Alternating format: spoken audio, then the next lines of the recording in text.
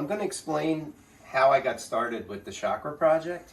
It's a way to meditate through the chakras. I've been studying this for a long time. I've been studying frequency healing, and I wanted to do something, the music, that had some kind of a purpose. So I said, let me start with the chakras, because I know that each one has a resonant frequency. And when you meditate, you usually start with the lower frequencies and go up through the crown, which is out the top of your head. I've been experimenting with healing frequencies for a long time. I would just take some instrumental stuff from other people and try to stick a tone behind it. And usually it gets a really good response. So I wanted to make this album that had a purpose to it.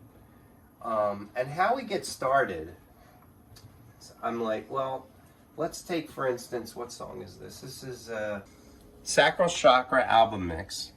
It's a little tongue twister. So I said, well, we have to start with the tone. And let me take this off gate here. Okay. So I don't know if you can hear that in the background. That's the tone. And let me turn that up a bit. So that's the tone that I start with. And then I build the song around it. So in this particular one, I started with the tone, and then I put a bass line to it. For the bass line, I'm using these chords that have a lot of low end.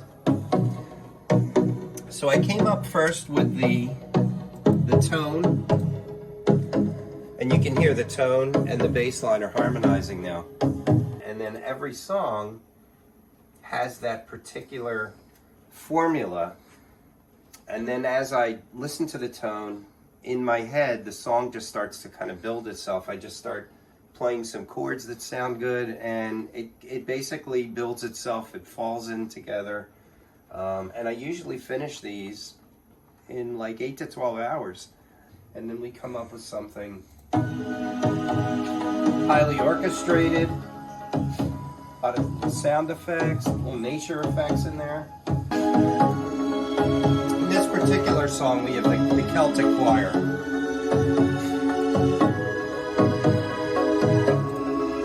And then I have to master it carefully to make sure there's the balance between the instruments and the levels maintain their clarity. It's not an easy project because although there's not a whole lot of sounds in each song, it's a very lush orchestrated thing. I can't use your standard mastering methods that we use now. I have to go back to something that's a little older, where it maintains the dynamic range of the loudest and the lowest sound. A lot of music today is very squashed, and the low sounds are brought up and the loud sounds are brought down, and it's almost like stuffing a sausage. This has a lot of dynamic range, and it's designed psychologically to keep you relaxed, but not so relaxed that you fall asleep.